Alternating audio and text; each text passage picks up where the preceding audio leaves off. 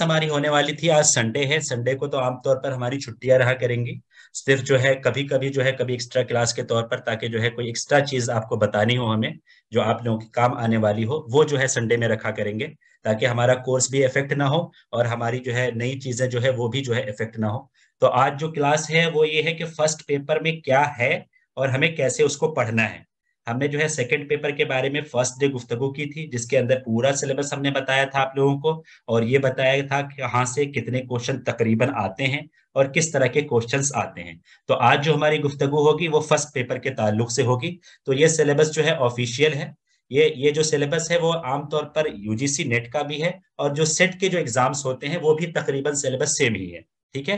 Arabic का भी ऐसा ही है। सेट के सिलेबस जो बंगाल में हो या कश्मीर में हो, या जो आसाम के जो सेट होते हैं उनका सिलेबस और नेट का सिलेबस जो है तकरीबन सेम होता है। सिर्फ जो है क्वेश्चन के लेवल में डिफरेंस होता है। ठीक है। जो क्वेश्चन का लेवल सेट का होता है वो थोड़ा हल्का होता है, और जो नेट और यूजीसी नेट का जो क्वेश्चन का लेवल होता है वो थोड़ा सा हाई लेवल का होता है, थोड़ा सा भारी होता है। तो उसी हिसाब से जो है हमारी पढ़ाई करनी होती है। हम जो पढ़ाई करेंगे वो जो है यूजीसी नेट के एतबार से करेंगे, ताकि सेट वाले भी कवर हो जाएं। अगर कोई सेट की तैयारी करना चाह रहा है तो उसकी भी तैयारी हो जाए, और जो लोग हमारे मेन पर्पस है जिनका नेट वालों की तैयारी कराना, उनके लिए भी आसानी से हम सारी चीजें कवर हो जाएं। तो ये जो हमारा पेपर होगा, जिस तरह के सेकंड पेपर हमने बताया था कि जो है वो 10 यूनिट पर कवर होता है, उसी तरह फर्स्ट पेपर भी जो है 10 यूनिट्स पर मुहित होता है। इसके भी जो है 10 यूनिट्स होते हैं। ठीक है। यहाँ पे पर्पस लिखा हुआ है, इसका मतलब यही है कि जो है फर्स्ट पेपर जो भी रखा गया है ताकि बच्चे के एप्टीट्यूड को चेक किया जाए कि टीचिंग कैसे करेगा, रिसर्च के लिए वो कितना जो है अहल है, क्या वो कर पाएगा, उसकी अंडरस्टैंडिंग कैसी है, और वो कितना जो है चीजों को कवर कर पाएगा, कितना जो है चीजों को झेल पाएगा रिसर्च के दरमियान, जो कि बहुत सारी परेशानियां भी आती हैं। उन सारी चीजों के बारे में जो है एक ओवरव्यू मिल जाता है गवर्नमेंट को या जो एग्जाम ले रहे हैं उनको, कि ये स्टूडेंट जो है किस लायक है, इसको स्कॉलरशिप मिलनी चाहिए या नहीं मिलनी चाहिए। ठीक है। तो फर्स्ट पेपर जो होता है वो आमतौर पर जो हमारे अरबिक के स्टूडेंट होते हैं वो जो है इसको इग्नोर करते हैं, वो जो है इसको ज्यादा ध्यान नहीं देते हैं, जो कि 2017 और 18 से पहले ये काम चल जाता था। ठीक है। लेकिन जब से एनटीए करा रही है, एनटीए यानी नेशनल टेस्टिंग एजेंसी, ठीक है, एनटीए जब से करा रही है तब से जो है फर्स्ट पेपर बहुत कंपलसरी सा हो गया है। इसको अगर छोड़ के जाते हैं तो नेट निकलना भी मुश्किल हो जाता है। ठीक है। इसको अगर हम छोड़ के जाते हैं तो नेट निकलना भी मुश्किल हो जाता है, बजाय इसके कि जेआरएफ निकले। जेआरएफ मतलब जिसमें हमें स्कॉलरशिप मिलती है 38 से 40 हजार की, और नेट जिसके अंदर जो है सिर्फ हमें अहलियत मिलती है कि हम पीएचडी कर सकते हैं, या जो है रिसर्च स्कॉलर बन सकते हैं, या असिस्टेंट प्रोफेसर बन सकते हैं, और उसकी स्कॉलरशिप जो होती है सिर्फ 8 हजार रुपये होती है। ठीक है।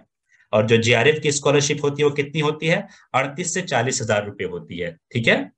तो ये सारी चीजें जो है पेपर वन के इसी वजह से इसको रखा गया है पेपर वन को।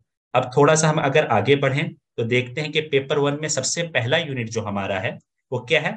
टीचिंग एप्टीट्यूड, यानी टीचिंग कैसी होनी चाहिए, टीचिंग में क्या क्या फैसिलिटी होनी चाहिए, हम बच्चों को कैसे जो है कंसोल करें, कैसे उनको जो है पढ़ाएं, और कैसे जो है हम जो है बच्चों को ज्यादा से ज्यादा नॉलेज दे सकते हैं और उनको जो है आगे की तालीम पर उभार सकते हैं। ये सारी ऑब्जेक्टिव्स होती हैं इसकी।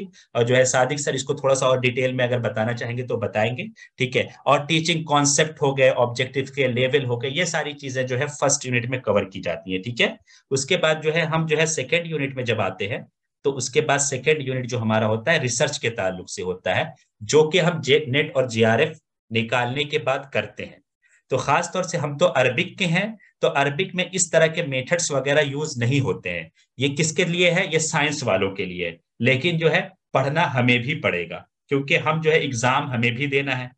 लेकिन इसके अंदर जो चीजें होती हैं वो साइंस वाले ज्यादा यूज करते हैं, अरबिक या ह्यूमैनिटीज वाले कम यूज करते हैं। लेकिन इसका भी इल्म हमें लेना पड़ेगा। ठीक है। कि रिसर्च के मीनिंग क्या होते हैं, रिसर्च के टाइप्स क्या होते हैं, रिसर्च की खुसूसियात क्या होती हैं, पॉजिटिविज्म पोस्ट पॉजिटिविज्म क्या होता है, ये सारी चीजें इसमें जो है कवर की जाती है। जैसे आईसीटी जो है उसका इस्तेमाल कैसे होगा रिसर्च में, ये सारी चीजें कवर की जाती है। ये बहुत मुश्किल नहीं है। ठीक है। सब मुश्किल सिर्फ हमें इसलिए लगता है क्योंकि हमने इसको कभी पढ़ा नहीं है, हमने इसको कभी जो है देखा नहीं है। हमने जो भी पढ़ा है अरबी के ताल्लुक से चीजें पढ़ी हैं, और जो है अरबिक से रिलेटेड चीजें पढ़ी हैं, हमने इन चीजों में घुसने की कोशिश नहीं की। स्कूल वालों को थोड़ी आसानी हो जाती है क्योंकि इसकी बुनियादी चीजें उन लोगों के लिए उनको पता होती हैं, ठीक है, उनको पढ़ाया जाता है 10th में, 12th की क्लासेस में या बीए की क्लासेस में कुछ कुछ जगहों पे पढ़ाई जाती हैं चीजें, तो उनके लिए थोड़ा सा आसान हो जाता है। हमारे लिए उनके मुकाबले में थोड़ा सा मुश्किल होता है, मुश्किल नहीं है, ठीक है, उनके मुकाबले में थोड़ा सा मुश्किल हो सकता है, मुश्किल नहीं है। और मुश्किल सिर्फ इस वजह से हमारी होती है कि हम थोड़ी सी इंग्लिश हमारी कमजोर होती है। अगर जिनकी इंग्लिश थोड़ी सी अच्छी है उनके लिए तो बिल्कुल कुछ नहीं है ये, ठीक है। सिर्फ जो है नई चीजें हैं तो हमें याद करना होगा, हमें उसको देखना होगा, हमें उसको समझना होगा, उसके बाद जो है सारी चीजें हमारे दिमाग में जो है बैठती चली जाएंगी, ठीक है। ये रिसर्च के ताल्लुक से हो गया। उसके बाद जो है कंप्रीहेंशन, अनसीन पैसेज तो आप लोगों ने जो है मेरे ख्याल से 5th क्लास से करते हुए आए होंगे, ठीक है। मदरसों में भी जो है इंग्लिश के सब्जेक्ट में जो है अनसीन पैसेज वगैरह आता ही है, तो उसी के ताल्लुक से, ठीक है। एक पैसेज दिया होता है पूरा जो है एक आधे पेज या मतलब जो है 3/4 पेज का पैसेज होता है, उसके अंदर से 5 क्वेश्चन होते हैं और उसको जो है हमें क्या करना होता है, हमें पढ़ना होता है और उसी से सवालात होते हैं, उसी का जवाबात हमें देना होता है। तो इसमें जो है हमें कुछ तैयारी नहीं करनी, ये क्या करना है, ये यूनिट कुछ नहीं है। ये यूनिट सिर्फ ये है कि आपको इंग्लिश समझ में आ रही है तो ये यूनिट जो है विदाउट देखे जो है आप एग्जाम में जा सकते हैं। अगर प्रैक्टिस के लिए जो है हम आपको कुछ ना कुछ जरूर बताएंगे, कुछ ना कुछ जो हमारे क्लासेस में जरूर आपको दिखाएंगे और करके भी दिखाएंगे, लेकिन ये जिनको इंग्लिश आता है ये छूने की भी जरूरत नहीं है उनको, ठीक है। हाँ, जिनको इंग्लिश नहीं आता है, समझने में थोड़ी दिक्कत होती है, तो वो इस यूनिट के बदले इस यूनिट में जो मेहनत करनी होती है उसका जो है, जैसे 1/10 हमारा फर्स्ट पेपर का 10th यूनिट है, तो हर यूनिट के लिए हमने एक नंबर लिया, एक टाइम लिया, तो 1/10 जो है टाइम जो है आप इंग्लिश को सीखने में लगा दें, ये यूनिट आपका क्लियर, तो आपके साथ साथ इंग्लिश भी क्लियर और ये यूनिट भी क्लियर, ठीक है। उसके बाद बातें समझ में आ रही हैं आपको, चीजें क्लियर हो रही हैं? जी सर जी। जी चलिए, बहुत शुक्रिया। आवाज क्लियर हो, कभी भी दिक्कत हो तो मुझे बताइए। उसके बाद आता है कम्युनिकेशन, यानी बात करने के तरीके क्या होते हैं, ठीक है, बात करने के दरमियान हमारी बैरियर्स क्या होती हैं। इफेक्टिव कम्युनिकेशन यानी जो है महत्वपूर्ण कम्युनिकेशन, या कह सकते हैं इफेक्टिव कम्युनिकेशन कैसी होती है, उसके कैरेक्टरिस्टिक कैसे होते हैं, वो कम्युनिकेशन जो अहम है वो कैसे की जाती है। यानी अगर इंटर कल्चर है या इंट्रा कल्चर है, दो हमें समाज के दो तबकों के दरमियान गुफ्तगू करनी है, या जो है हमें एचओडी जो है हम तलबा से बात करेगा तो उस कम्युनिकेशन का नाम क्या होगा, अगर कोई तालिब इल्म एचओडी से बात करता है तो उस कम्युनिकेशन का नाम क्या होता है। ये सारी चीजें इस जो है यूनिट में है। ये यूनिट भी one of the easiest unit माना जाता है हमारे फर्स्ट पेपर में। इसमें जो है कुछ टर्म्स होती हैं, कुछ चीजें होती हैं, वो समझ में आ गई। उसके बाद जो है उसके ताल्लुक से मिसाल होती है। हमारे पेपर में ज्यादातर जो इससे क्वेश्चन आते हैं वो टर्म्स आते हैं और उससे रिलेटेड मिसाल आती है और उस मिसाल को पूछा जाता है कि ये किससे ताल्लुक रखता है, ठीक है। इसी तरह हमारे बैरियर से कम्युनिकेशन आते हैं। मास मीडिया किसको नहीं पता है कि जो है हमारे टेलीविजन जो है मास मीडिया है, हमारा जो है सोशल मीडिया, ये सारी चीजें इसमें आती हैं जो हमारे जो है कल्चर, हमारे जो है रोज के जो हमारे काम होते हैं उससे रिलेटेड चीजें होती हैं। तो ये भी जो है यूनिट बिल्कुल आसान, कोई मुश्किल नहीं है इसमें भी। उसके बाद थोड़ा सा नीचे आते हैं तो ये मैथमेटिकल रीजनिंग का पोर्शन आता है, ठीक है। मैथमेटिकल रीजनिंग उनके लिए बिल्कुल आसान है जिन्होंने मैथ पढ़ी है, ठीक है। जिन्होंने मैथ की तालीम हासिल की है उनके लिए तो बिल्कुल आसान है, क्योंकि इसमें जो है बेसिक जोड़ घटाव यानी जो है माइनस प्लस, और जो है जरब यानी मल्टीप्लाई, और इसी तरह जो है हम कैसे परसेंटेज निकालें, कैसे जो है हम जो है किसी चीज की कीमत निकालें, प्राइस क्या है वो निकालना हो हमें, कि डिस्काउंट के बाद क्या प्राइस होगा, डिस्काउंट प्रॉफिट, और इसी तरह लोन दे रहे हैं तो उसके अंदर जो है हमारा इंटरेस्ट क्या होगा, इस तरह की चीजें होती हैं। और जो है किसी कोई ट्रेन जो है कितने किलोमीटर चली इतने के स्पीड से तो कितने मिनट में पहुंचेगी, ये सारी चीजें होती हैं जो हमारे जो है माइनस प्लस और जो है मल्टीप्लाई वगैरह के इल्म से जो है ये सारी चीजें क्लियर हो जाती हैं। इस यूनिट को मैं बजाते खुद पढ़ाऊंगा, ठीक है। इसमें जो है जो भी मुश्किल चीजें होंगी वो सारी चीजें आपको क्लियर कराई जाएंगी, एक एक सवालात आपके सामने लाए जाएंगे, उससे आपको पढ़ाया जाएगा कि ये जो है इससे ताल्लुक है, ये सवालात ऐसे करेंगे। और इसमें जो है कुल मिलाकर जो है मैं कहूँ तो बहुत ज्यादा तो 20 टाइप्स के जो है क्वेश्चन आते हैं, बहुत ज्यादा अगर मैं कहूँ तो। उसी 20 टाइप्स के क्वेश्चन से घुमा फिरा के सिर्फ डेटा बदलता है, कभी जो है 10 कहीं पे लिखा हुआ है तो अगले में वो 20 लिखा होगा, कहीं पे 15 है तो अगले में 25 लिखा होगा। ये सारी चीजें जो है इसके अंदर होती है, डेटा बदलता है। बाकी क्वेश्चन जो है 20 से 22 तरीके के क्वेश्चन होते हैं, उसी को जो है हमें कवर करना होता है, उसी को हमें समझना होता है। जैसे यहाँ पे देखिए प्रॉफिट लॉस लिखा हुआ है, ये सारी इंटरेस्ट कैसे निकालना है, रेशियो कैसे निकालना है, और जो है डिस्टेंस कैसे निकालना है, ये सारे जो है इस तरह के क्वेश्चन आते हैं। ठीक है, लेकिन ये बात है कि जिनको मैथ नहीं आती है, ठीक है, जिनको मैथ नहीं आती है उनको अभी से क्या करना है, जब तक हम नहीं पढ़ा रहे, ठीक है, उनको अभी से करना ये है कि उनको जो है यूट्यूब वगैरह पे वीडियोस देखनी होगी, या अगर उनके बड़े छोटे भाई कोई भी जो है इंग्लिश मीडियम से हैं तो उनसे जो है बेसिक जो मैथ होता है वो सीख लें। ठीक है, बेसिक मैथ सीखे रहेंगे तो क्लास में बहुत आसानी होगी। ठीक है, अगर बेसिक मैथ अगर नहीं सीखे रहेंगे थोड़ी सी मुश्किल उठानी पड़ेगी। तो इसलिए अगर बिल्कुल किसी ने अभी तक नहीं देखा है मैथ को, या मैथ उसने कभी नहीं पढ़ा है, तो बेसिक मैथ जो है अपने बड़े भाई, छोटे भाई, अपनी बहन, कोई भी जो अपने जो जानने वाले कोई दोस्त हो, तो माइनस प्लस मल्टीप्लाई और परसेंटेज और ये सब चीजें सीख ले, तो उससे जो है आगे जब हमारी क्लासेस होंगी तो उसमें उसको बिल्कुल आसानी हो जाएगी। ठीक है, और लेकिन मुझे उम्मीद है कि अक्सर लोगों ने पढ़ा होगा, क्योंकि मदरसों में भी मैथ कुछ ना कुछ पढ़ाया ही जाता है। ठीक है, अब इसके बाद जो जी यूनिट जी। आती है, अब इसके बाद जो यूनिट आती है वो हमारी जो है, आप कह सकते हैं अरबिक में मंतिक। ठीक है, मंतिक हमने पढ़ी है, बहुत सारे मदरसों में मंतिक पढ़ाई जाती है। कुछ लोगों ने क्या पढ़ी है मंतिक अपने मदरसों में? कोई है ऐसा जिसने ये पढ़ा हो? हम पढ़े हैं। जी बेसिक पढ़े। जी जी, तो जिन लोगों ने मंतिक पढ़ी होगी उनके लिए तो ये यूनिट जो है बिल्कुल आसान है, सिर्फ टर्म बदले हुए। जो हम जो है अरबिक में कुछ कहते थे उसको जो है इंग्लिश में कुछ कह रहे हैं, बस उसको सिर्फ वही जो है समझ पैदा करनी होगी कि अरबिक में हमने क्या पढ़ा था पहले, अब इसको क्या कहा जा रहा है। ठीक है, सिर्फ जिस दिन ये समझ पैदा हो जाएगा उस दिन जो है ये यूनिट आसान हो जाएगा। लेकिन आमतौर पर जो है थोड़ा सा इस यूनिट को डिफिकल्ट माना जाता है, थोड़ा सा बाकी यूनिट्स के मुकाबले में, क्योंकि ये जो है ये हिंदुस्तानी संस्कृति से ताल्लुक रखती है। इसमें जो है संस्कृत अल्फाज बहुत सारे आते हैं, बहुत सारे ऐसे अल्फाज आते हैं जो आप बोलने में थोड़ी सी दिक्कत होती है। जो संस्कृत के अल्फाज होते हैं वो इंग्लिश में लिखे होते हैं तो और मुश्किल हो जाता है उसको पढ़ना और उसको समझना। तो वो सारी चीजें जब हम पढ़ाएंगे तो वो सारी चीजें आपको हम क्लियर करेंगे, और जब वो सारी चीजें आपको क्लियर होने लगेंगी और हम आपको वीडियोस भी रिकमेंड करेंगे कि आप यहाँ से और पढ़िए, आप यहाँ से और सीखिए, तो जो है वो सारी चीजें भी आपकी क्लियर हो जाएंगी बिल्कुल लॉजिकल रीजनिंग के ताल्लुक से। ठीक है, तो ऐसा कुछ नहीं होगा इसके अंदर। ठीक है, आगे हम चलते हैं थोड़ा सा। ये आता है डेटा इंटरप्रेशन। ठीक है, ये जो है हमारा डीआई इसको कहते हैं।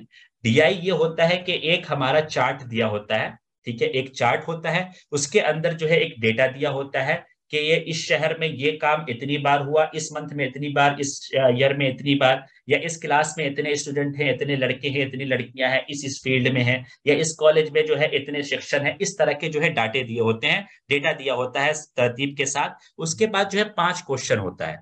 ठीक है, इससे सिर्फ यही सवाल ही बनता है।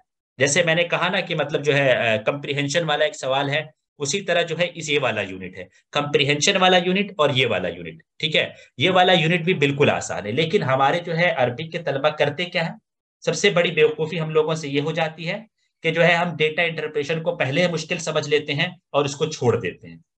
ठीक है, हम जो है अगर बेसिक बेसिक अगर मैं खुद पढ़ाऊंगा इस यूनिट को, आप लोगों को अगर बेसिक माइनस प्लस और जो है मल्टीप्लाई आता है तो ये यूनिट बिल्कुल हलवा है।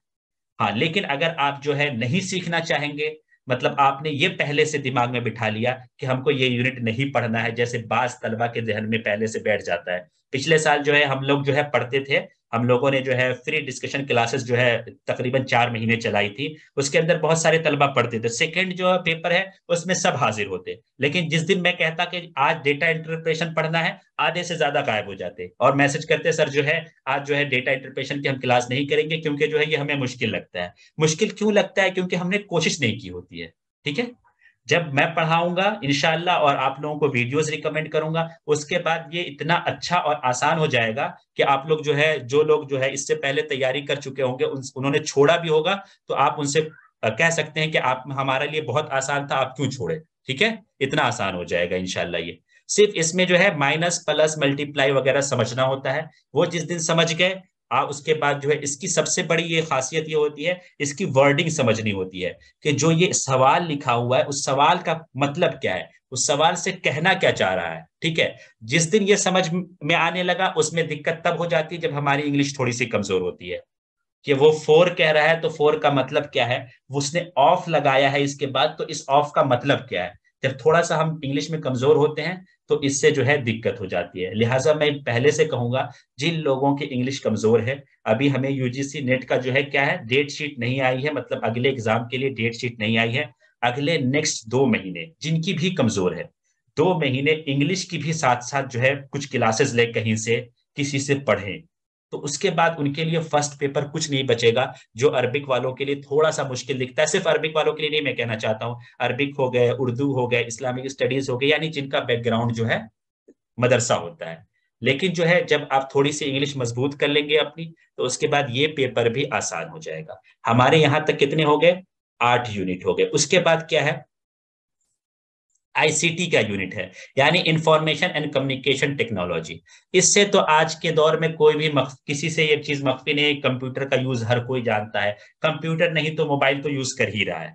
ठीक है, उसी के ताल्लुक से जो है एब्रीवेशंस होंगे, जैसे आईसीटी का ही एब्रीवेशन पूछ लेते हैं आप, कुछ नहीं, जो है यूजीसी इसी का एब्रीवेशन पूछ लेता है, इसका फुल फॉर्म क्या है, तो इंफॉर्मेशन एंड कम्युनिकेशन टेक्नोलॉजी। ठीक है, इसी तरह जो है बेसिक ऑफ इंटरनेट, इंटरनेट क्या है, इंटरनेट की स्पीड क्या होती है, ईमेल क्या है, ऑडियो वीडियो कॉन्फ्रेंसिंग क्या है जिससे हम कर रहे हैं, जूम से हम पढ़ा रहे हैं ना अभी आपको, जूम किस पे, ये पूछ लेता है कि जूम जो है जूम क्या है। तो ऑडियो वीडियो कॉन्फ्रेंसिंग ये है, वो साइट है या कहते हैं एक सर्वर है, एक एप्लीकेशन है। इसी तरह के सवाल इसमें आते हैं। ये भी जो है one of the easiest unit शुमार किया जाता है हमारे जो है इस पूरे कोर्स में। ठीक है, इसमें थोड़े से जो है हमारे गवर्नमेंट के कुछ इनिशिएटिव्स होते हैं, कुछ उन्होंने इनिशिएटिव लिए हैं आईसीटी के ताल्लुक से, इन तमाम चीजों के ताल्लुक से वो सारी चीजें हमें याद करनी होती है। तो वो सारी चीजें हम क्वेश्चंस के ताल्लुक से जो है क्वेश्चंस के जरिए जो है हम वो चीजें भी आपको समझा के याद कराने की जरूर कोशिश करेंगे। बाकी जो हमने कहा है कि असिस्टेंट के लिए जो है, असिस्टेंट्स के लिए जो है हम वीडियोस आपको रिकमेंड करेंगे ही। ठीक है, तो उससे भी आपको फायदा होगा। अब जो है अगर ये कहा जाए, जैसे मैंने कहा था जो है मंतिक वाला जो है लॉजिकल रीजनिंग वाला, उसी तरह ये वाला थोड़ा सा मुश्किल समझ में आता है, थोड़ा सा। ठीक है, थोड़ा सा मुश्किल है, अगर इसको कहें तो बाकी के मुकाबले में जो है ये 20% मुश्किल है बाकी यूनिट्स के मुकाबले में। लेकिन मैं पहले से क्लियर कर दे रहा हूं कि थोड़ा सा मुश्किल है, तो इससे ये मतलब नहीं कि आपको घबराना है। इसका कहने का मतलब ये है कि इस यूनिट को थोड़ा सा मेहनत से पढ़ना पड़ेगा। ठीक है, थोड़ा सा ज्यादा टाइम देना पड़ेगा।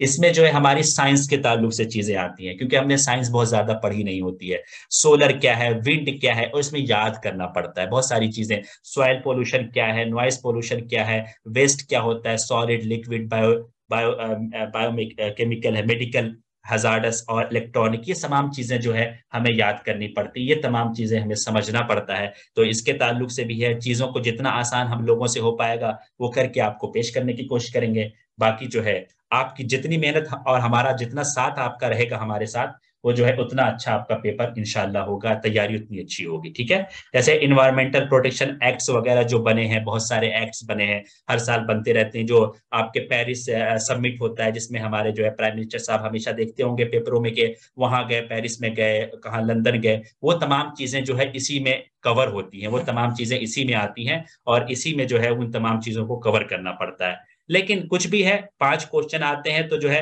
आमतौर पर जो है 4 क्वेश्चन तो सही हो ही जाते हैं अगर हमने पढ़ा होता है। एक कोई क्वेश्चन गलत हो जाता है इसमें, वो क्यों, क्योंकि बहुत नई चीज पूछ लेता है, एकदम करंट अफेयर से कोई चीज पूछ लिया तो गलत हो गया। लेकिन इसमें इतना कर लेते हैं हम लोग कि जो है 4 क्वेश्चन मिल जाए। ठीक है, और हम इसको पढ़ेंगे वही जितना क्वेश्चन आता है।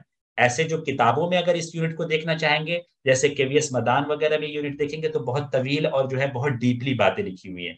लेकिन क्वेश्चन में जिस तरह पूछा जाता है उसी हिसाब से पढ़ेंगे, ताकि ना हमारे ऊपर बोझ पड़े और नहीं हमें जो है घबराहट हो कि ये यूनिट कैसा है, इससे जो है क्यों इतनी मुश्किल चीजें इसके अंदर की जा रही हैं। इसमें जो है फार्मूलाज वगैरह होते हैं, जैसे केमिस्ट्री के फॉर्मूले होते हैं, तो इसमें हमें फॉर्मूले वगैरह याद करने पड़ते हैं, तो वो सारी चीजें करनी पड़ती हैं। उसके बाद जो है हायर एजुकेशन सिस्टम, यानी हमारे इंडिया का जो एजुकेशन सिस्टम है उसके ताल्लुक से जो है एक पूरा यूनिट है। उसमें जो है वैल्यू एजुकेशन क्या होता है, इन्वायरमेंटल एजुकेशन क्या होता है, पॉलिसीज क्या है, और जो है एडमिनिस्ट्रेशन क्या होता है, यूजीसी, ऐसे सवाल पूछ लेते हैं यूजीसी कब बना, ठीक है। यूजीसी जो है 1953 में बना और लेकिन ऑफिशियली 1956 में आया। ठीक है, इसके जो है पहले वो कौन थे, अध्यक्ष कौन थे, या जैसे एनटीए कब बना ये भी पूछ लेते हैं। और जैसे हमारा जो है जामिया मिल्लिया इस्लामिया, बीएचयू, जेएनयू, उनकी रैंकिंग पूछ लेते हैं इसमें। ये पूछ लेते हैं कौन सी सेंट्रल यूनिवर्सिटी है, कौन सी जो है स्टेट यूनिवर्सिटी है। और इसी तरह जो है सबसे पहली यूनिवर्सिटी कौन सी, बॉम्बे, कोलकाता, मद्रास, ये तीन यूनिवर्सिटी जो है 1857 में बनी है, उसके बारे में पूछ लेते हैं। और ये सारी चीजें हैं जो है इसके अंदर पढ़ाई जाएंगी और इसके अंदर जो है उन चीजों को कवर किया जाएगा। इस यूनिट में थोड़ा सा डेट वगैरह याद करनी पड़ती है हमें, क्योंकि जो भी डेवलपमेंट हुआ है आजादी से पहले एजुकेशन के सिलसिले में, हायर एजुकेशन के सिलसिले में, और जो उसके बाद आजादी के बाद जो भी डेवलपमेंट हुए हैं उन तमाम की डेट हमें याद करनी पड़ती है। तो डेट याद करना कोई मुश्किल नहीं है, बार बार जब क्वेश्चन में आता है तो खुद ब खुद याद हो जाते हैं। ठीक है। उसके बाद जो है ये नोट्स है, ये यूजीसी ने खुद ही लिख रखा है कि 5 क्वेश्चंस होंगे जो 2 मार्क्स के होंगे। और जो है वेन एवर क्वेश्चन होगा set for candidate a passage forward, ये दूसरी चीजों के लिए जो है विजुअल जो है इम्पेयर, जो जिनके देखने में दिक्कत है उन लोगों के लिए नीचे वाला है। पहले वाला यही है कि जो है हर यूनिट से जो है तकरीबन 5 क्वेश्चन आते हैं और जो है कुल 50 क्वेश्चन होते हैं। और जिस तरह के हमारे सेकेंड पेपर में कितने होते हैं, कुल जो है 100 क्वेश्चन होते हैं और हर यूनिट से कितने आते हैं, तकरीबन 10 आते हैं। ठीक है, तकरीबन 10, और जो है कुल जो है 100 क्वेश्चन होते हैं। इसमें कुल कितने होते हैं, कुल जो है 50 क्वेश्चन होते हैं, हर यूनिट से जो है 5 क्वेश्चन होते हैं। कभी कभी ऐसा होता है किसी यूनिट से 6 आ गया और दूसरे यूनिट से 5 आ गया, तो इस तरह की तब्दीलियां होती रहती हैं, लेकिन ये कोई बहुत बड़ा मेटर नहीं है। ठीक है, तो यहाँ पे जो है ये सारा जो है ये बेवड़ा है आपका, जो चीजें हैं हम आपके सामने कि हमारा फर्स्ट पेपर कैसा होने वाला है और इसको जो है कैसे जो है टैकल करना है हम लोगों को। तो कब ये कि मैं सादिक सर को बुलाऊं, उससे पहले मैं 2-3 चीजें आपको और बता दूं कि जो है कहाँ से अभी आपको शुरू करना है। तो जो है एक हमारे जो है तलवीर सर है, ठीक है, तलवीर सर हो गए हमारे। इनका जो है आपका नेट अचीवर्स करके जो है टेलीग्राम चैनल है, जिसकी लिंक मैंने अभी अपने टेलीग्राम चैनल पे तो भेजी है, ग्रुप पे भी भेज दूंगा। इसी तरह नेट अचीवर करके आप इनका यूट्यूब चैनल है, ठीक है, वो ये दोनों आपको ज्वाइन करनी है। और इन दोनों में जितनी वीडियो हो सके, ठीक है, पहले आप जो है इसका एक प्रिंट आउट निकलवा लेंगे, ठीक है, इस पे क्वेश्चन पे इसका सिलेबस का, उसके एतबार से एक एक टॉपिक डालेंगे। टॉपिक कैसे डालना है एक सेकंड में बता दूं, ठीक है। जैसे टीचिंग जो है कॉन्सेप्ट, ठीक है, टीचिंग कॉन्सेप्ट एंड ऑब्जेक्टिव्स, ठीक है, टीचिंग कॉन्सेप्ट एंड ऑब्जेक्टिव्स डालेंगे तो बहुत सारे लोगों की वीडियो आ जाएगी। ठीक है, उसमें जो है 2 से 3 लोग ऐसे हैं जो बहुत अच्छा पढ़ाते हैं हम लोगों की नजर में। एक तलवीर सर हो गए, एक नौदीप मैम हो गई, ठीक है, नौदीप मैम हो गई, और एक जो है शगुफ्ता मैम करके हैं जो उस पे है, ग्रेड अप पे है। ठीक है, उन तीनों की वीडियो से आप शुरू कर सकते हैं। ठीक है, सबसे पहले अगर मैं यही रिकमेंड करूंगा कि तलवीर सर की वीडियो से शुरू करें, क्योंकि वो जो है निमोनिक्स के जरिए, वो जो है आम फहम जबान में समझाते हैं। वो जो है कोई इबारत अगर लिखेंगे तो उसका तर्जुमा भी करते हैं, उसका तर्जुमा मफहूमी ही सही, बहुत टाइम लफ्जी तर्जुमे, बहुत बार मफहूमी तर्जुमा, जो हम लोगों के लिए बहुत आसान होता है। जिन लोगों की इंग्लिश कमजोर होती है उन लोगों के लिए बड़ा आसान होता है उनको समझना।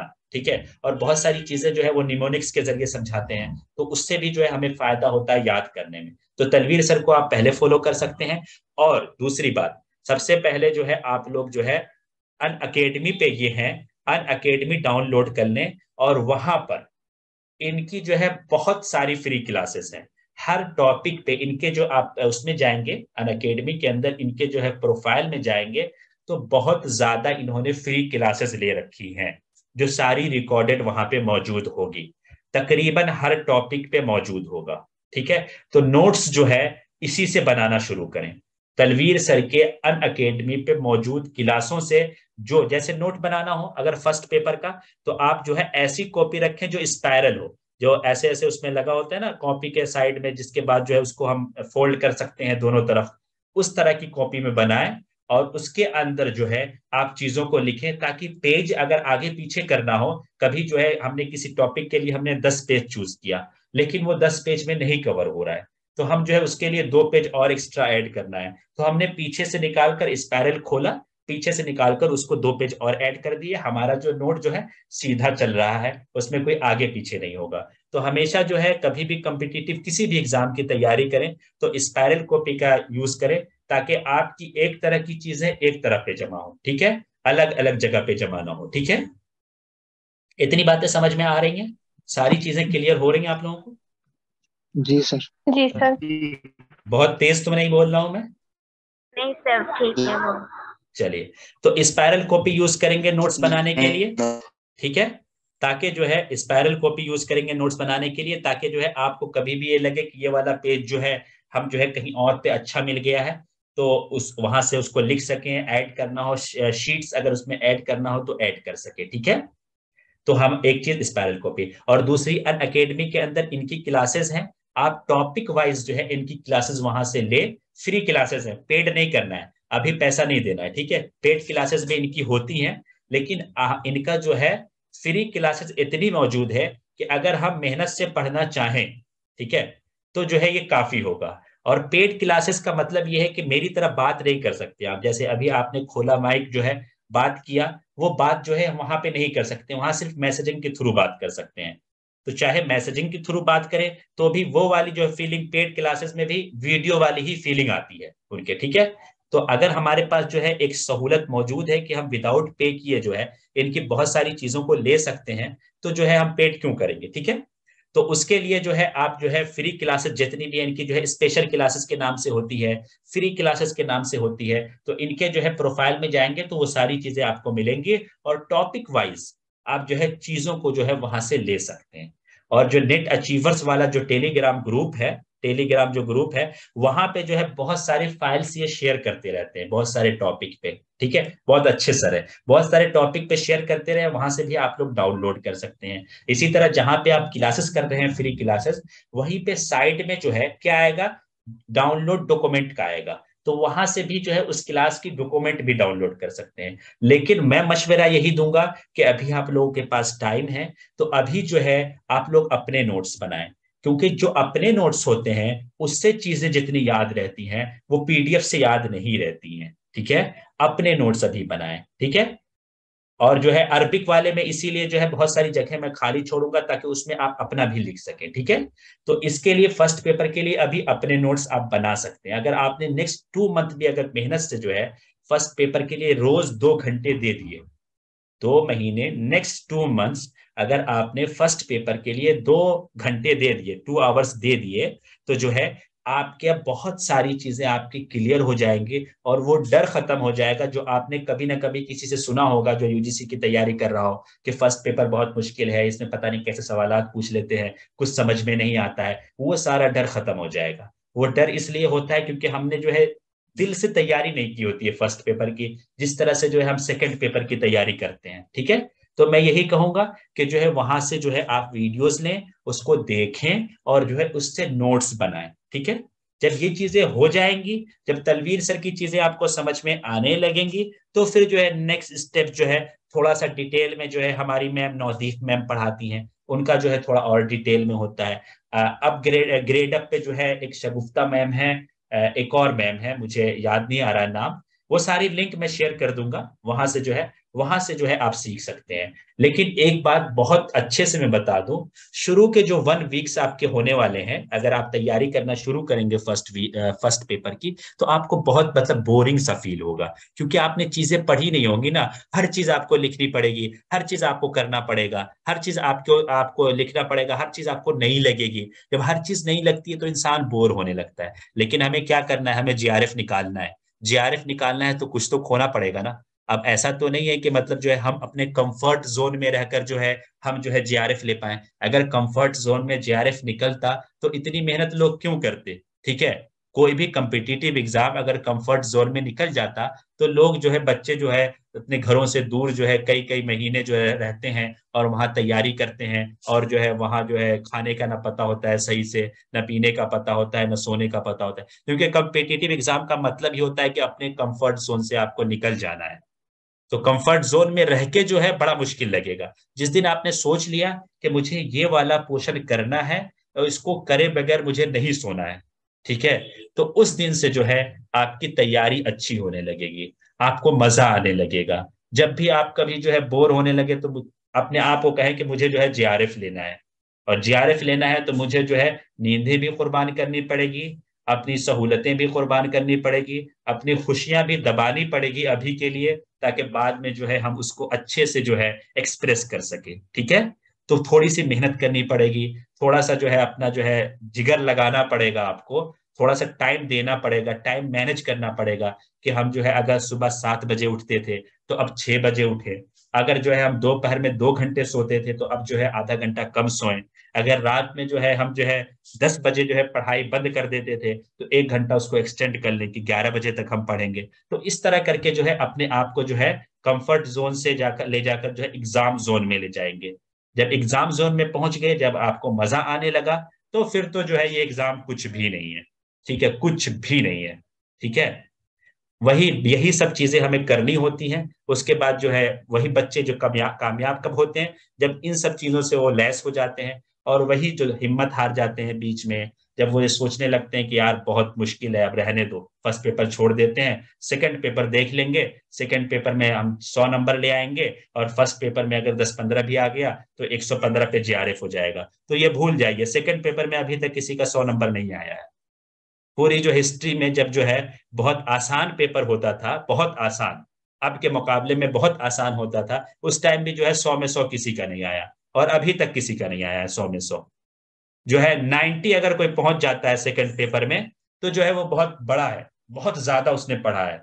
तो ये समझ लीजिए कि फर्स्ट पेपर आपको लेके चलना ही पड़ेगा, फर्स्ट पेपर छोड़े बगैर कोई चारा नहीं। और खास तौर से जो जनरल कैटेगरी में है उनको तो एक एक लफ्ज पढ़ना पड़ेगा फर्स्ट पेपर का।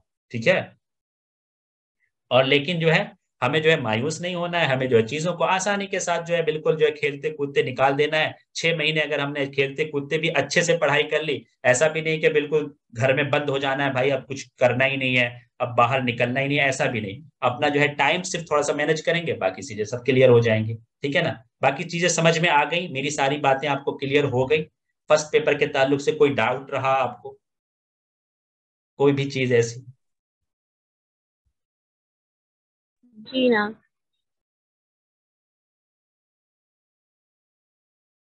जी, कोई भी सवाल आप लोगों का? जी नहीं सर, पेपर 1 में मतलब डर उतना नहीं लगती, पता नहीं क्यों, बट पेपर 2 में मेरे ज्यादा ही डर लगता है। जब समझ मतलब कोई चीज पढ़ती हूँ ठीक है, बस उसको अंडरस्टैंडिंग नहीं होती, तो इसीलिए मतलब दिमाग में ज्यादा असर नहीं रहते, भूल जाती हूँ कुछ देर बाद। ओके, इंशाल्लाह जो है इस बार जो आप पढ़ेंगे जो है, इंशाल्लाह उसमें जो है हम लोग जो भी पढ़ाने की कोशिश करेंगे उसमें जरूर ये कोशिश करेंगे कोई भी चीज जो है आप लोगों से छूटे ना, और जो है आपका ये वाला डर भी खत्म हो जाए कि पेपर 2 मुश्किल है। पेपर 2 मुश्किल हमें क्यों लगता है?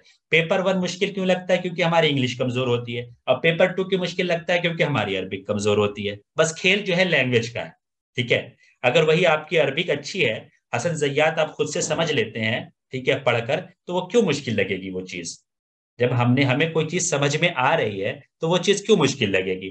मुश्किल तब लगने लगता है ना जबकि हम इबारत ही नहीं समझ पाते हैं, मुअल्लिफ ने इस शख्सियत के बारे में कहा क्या है, जब वो चीज नहीं समझ में आई तो हमें वो चीज मुश्किल लगी। लेकिन जब वही चीजें समझ में आ गई तो लगा ये तो ऐसे ही है, बस ये तो ऐसे ही याद हो जाएगा। ठीक है ना, बस यही फर्क है, समझ का फर्क है। लैंग्वेज हमारी जब कमजोर होती है तो हमें दिक्कत होती है, जब जो है हमारी लैंग्वेज धीरे धीरे मजबूत हो जाती है तो हमें वो चीजें सिंपली समझ में आने लगती हैं। ठीक है ना?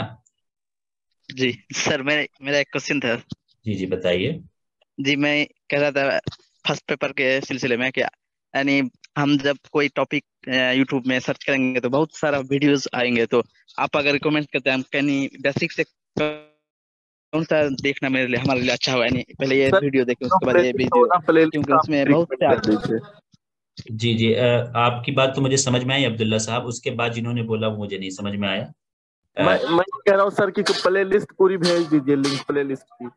ओके ओके, जो है हम जो है धीरे धीरे जो है वीडियोस भी रिकमेंड करते रहेंगे, टेंशन ना लीजिए, प्लेलिस्ट वगैरह भी भेजेंगे। ठीक है, कोई दिक्कत की बात नहीं है। हाँ देखिए, जो मैंने कहा ना कि कोई भी टॉपिक सर्च कीजिए, अगर उसमें तनवीर सर लिखा हुआ दिख रहा है, पंजाबी से है, ठीक है, आज जिन लोगों ने यूट्यूब पे सर्च किया होगा उनको पता होगा, अगर उनकी वीडियो है तो मैं सबसे पहले ये रिकमेंड करूंगा कि आप पहले उनकी वीडियो देखें। ठीक है, उसके बाद जो है थोड़ा सा और जो है, अगर उनकी वीडियो आपने देख ली, कुछ चीजें आपके दिमाग में घुस गई, तो उसके बाद उस टॉपिक पे किसकी वीडियो देख सकते हैं? नवदीप मैम की वीडियो देख सकते हैं। वो थोड़ा और डिटेल में समझाती हैं, उनका कंटेंट बहुत बढ़िया होता है। नवदीप मैम का मतलब हो सकता है कि जो है उनकी आवाज वगैरह से बहुत से लोग जो है फेमिलियर ना हो, तो उनको समझने में दिक्कत हो, लेकिन थोड़ी सी क्लासेस ले लेंगे ना, तो उसके बाद उनका कंटेंट बहुत बढ़िया होता है। उसके बाद जो है फिर ग्रेड अप पे एक मैम है, शगुफ्ता या कुछ नाम है, मुझे सही से नाम याद नहीं आ रहा है। उनका भी कंटेंट, उनको पढ़ाने का तरीका बहुत बढ़िया है। ठीक है, इन्हीं तीनों से जो है हम लोगों ने पढ़ा था और हम लोगों का अच्छा हुआ, इसी को हम भी रिकमेंड करेंगे कि आपके लिए अच्छा हो ये। ठीक है, प्लेलिस्ट सर। भी हम। जी जी हेलो। जी जी तो बताइए। सर जो ग्रेड अप में जो टीचर की नाम बता रहे हो, तो गुलशन मैम थे, तोशीबा मैम, और या क्या? या या या सही हाँ सही हाँ। सही सही सही। गुलशन और तोशीबा मैम, सही कह रही है। ठीक है। तो मैं उसको फॉलो करूंगी, तो मतलब अच्छी लगती है उसका टीचिंग वगैरह, जी जी समझने अच्छे। जी जी, वो देखिए मैंने 3 टीचर इसीलिए बताया ना, कुछ को तलवीर हाँ सर हाँ। नहीं अच्छे लगेंगे, कुछ को नवदीप हाँ, मैम नहीं अच्छी लगेंगी। तलबीर सर को वीडियो मैं देखती हूँ, मतलब ठीक है, समझ में आ जाते हैं, अच्छा लगता है। क्योंकि मैं पहले ग्रेड अप फॉलो किया था, तो इसीलिए ग्रेड अप इधर उधर मतलब करूँ, इसीलिए ग्रेड अप ही फॉलो करती हूँ। हाँ हाँ हाँ, जो मतलब जो आपको अच्छा लगे, मैंने कहा ना ये तीनों जो है हम लोगों के फेवरेट टीचर है, या हम लोगों को जो है, हम लोगों ने जो एनालाइज किया यूट्यूब पे, जिन लोगों ने पढ़ाया है यूट्यूब पे, उन लोगों का जो एनालाइज किया, तो हमें ये लगा कि ये टीचर जो है हम जो है अपने स्टूडेंट्स को रिकमेंड कर सकते हैं। ठीक है, क्योंकि इन टीचरों से हमने फायदा उठाया है। ठीक है, तो जिनको ओके। गुलशन मैम अच्छा लगे, अच्छी लगे, वो गुलशन मैम को फॉलो कर लें। जिनको तलवीर सर अच्छे लगे, वो तलवीर सर को फॉलो कर ले। जिनको नवदीप मैम अच्छे लगे, वो नवदीप मैम को फॉलो कर लें। ठीक है, इन जो है तीनों शख्सियतों में से जिसको जो अच्छा लगे वो फॉलो कर ले। ठीक है, और कोई बात, और कोई क्वेश्चन? सर स्पाइरल, ये जो ये है ना कॉपी है उसमें, स्पाइरल के बारे में आपने क्या बोला, मुझे समझ में नहीं आया। जी जी, मैंने ये कहा कि नोट्स बनाते हुए स्पाइरल कॉपी का यूज किया करें। वो कॉपी जिसके पेजेस अलग अलग होते हैं, अगर हमने वो पीछे से स्पाइरल खोल दिया, गोल गोल सा लगा होता है, वो जो उसकी फोटोज तो मैं दिखा देता, गोल गोल जो लगा होता है उसको खोल कर जो है हम पेज आगे पीछे कर सकते हैं। एक तो एकदम वो होती है मल्च कॉपी होती है, वो कॉपी नहीं। ठीक है, नोटबुक वैसी नहीं, बल्कि स्पाइरल नोटबुक आप किसी भी दुकान में कहेंगे ना, तो स्पाइरल नोटबुक वो दे देगा। वो जो है बाकी नोटबुक से सस्ती भी होती है, अगर देखा जाए तो। ठीक है जी, और कोई कुछ कहना चाहेगा? किसी को कोई बात समझ में ना आई हो? अब्दुल फातिर, अब्दुल नूर फारूकी, अब्दुल्ला जो है, और बाकी नीचे मोहम्मद इमरान, मोहम्मद हसीबुल, हफीजुर रहमान तो हो गए, फखरुज्जमा जी, शीमा, शेख हमीद, शेख रजा शेख, सुहेल इब्ने यूसुफ, जूली, माहीन, जासमीना ने कह दिया। और किसी को कुछ कहना हो?